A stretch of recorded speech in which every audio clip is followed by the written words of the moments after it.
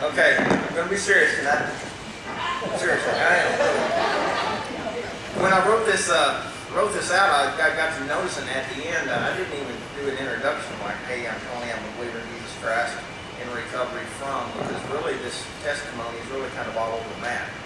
So, I'm in recovery, period. There's a lot of stuff. And testimony itself will reveal that. But the main thing is I'm a believer in Jesus Christ. Everything else is irrelevant. So, here we go. As a real young kid, like 0 to 8, life was pretty good. I was the baby of the family, adorable and sweet. Loved by all. I can remember family vacations, going to church with my grandparents, and a lot of good times and laughter with my family. It seemed to me that things were pretty good, and they suddenly went bad. But after really working in recovery, doing 5-step studies and counseling hours and hours, and really examining my past, I know that there was a progression, and even some of my positive memories were denial of some of the heavier things that were going on. I learned to fight early on. 2 older brothers and their friends and older kids in the neighborhood, and good advice from my parents, give an equalizer, pick up something in the yard. After that, we just kind of worked things out amongst us kids. I found that nothing motivates people like pain. Everything in my childhood seemed normal to me, but of course it was the only life I had to compare it to. So after talking to some other people, it wasn't so normal after all, but sadly it was typical small town redneck living. Here's the things that happened to me or around me that had the most negative effects in my life early on.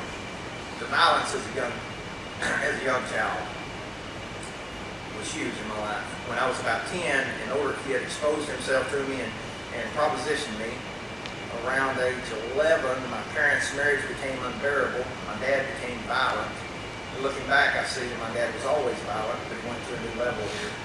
And about 12 years old, my mom had a nervous breakdown, as they call it, and was taken into custody by the police and sent to a mental hospital with me watching. The constant attitude that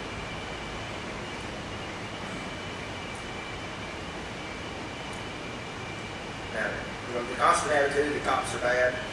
Before and after that was a super negative influence in my life. My parents' ugly divorce, of course. My dad's addiction problems. My brother's addiction problems, and all this before I hit high school. But high school brought some new dilemmas. Motorcycles had always been a big part of my life. My dad bought, sold, and repaired motorcycles, and with the bikes came a rougher crowd. And that's when I started drinking. Not a lot, just on the weekends and most days in the summer. See how denial works? I was only 15. Any drinking was quite a bit, wasn't it? I used alcohol from 1996, I wished. From 1976 to 1993. I started out drinking like most of us do, to party with my friends. And they ended up drinking all the time, with or without friends. I used alcohol to get sex, to carry me further into perversions. Alcohol fueled my appetite for violence. I had always fought, but I looked for fights when I drank. I used alcohol before drugs, during drugs, and after drugs. Everyone I knew drank, had legal troubles, financial troubles, relationship troubles, all the free apps you get with alcohol ownership. Again, it was the only normal that I knew, so I never thought about quitting.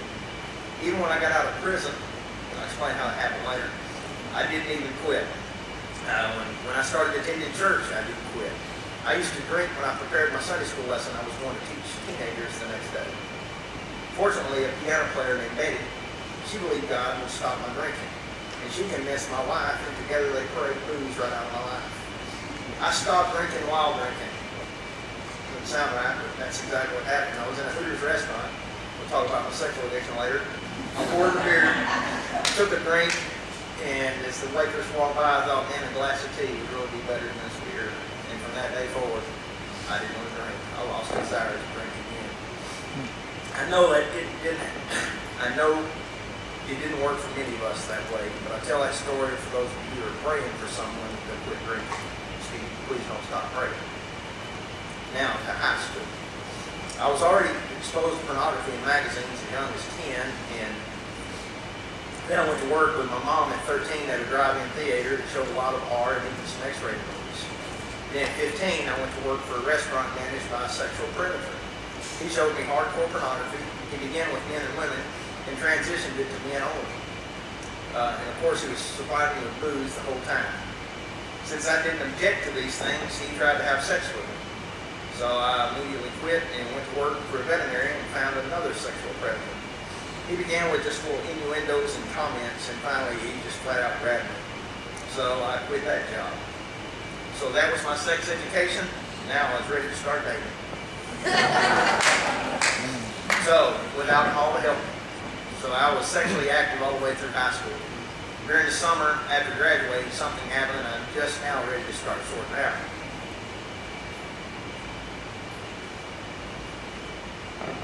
My girlfriend got pregnant.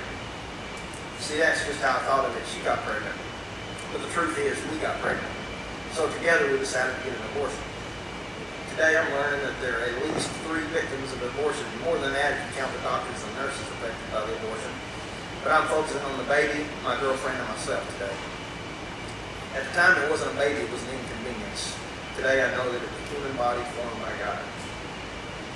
Now, this happened not once, but 2 times in a very short time span, about 6 months I think.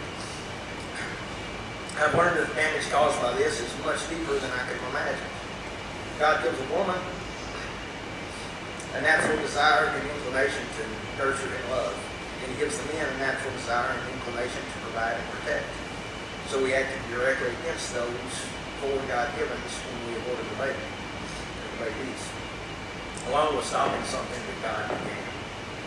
I'll be doing a Bible study this fall about abortion recovery from men. I'm sure the abortions directly affected me in a lot of ways that, well, I guess I'll be learning that one. One of the ways I know of, I was 38 years old when my daughter was born, and I didn't ever want children. And as I examined it, it was out of fear of providing and protecting for them. And I struggled with providing for and protecting my stepdaughter, my older stepdaughter. But thanks to CR and the grace of the Lord Jesus Christ, I'm going to look honestly at this. John 1:14 says, the Word became flesh and made his dwelling amongst us.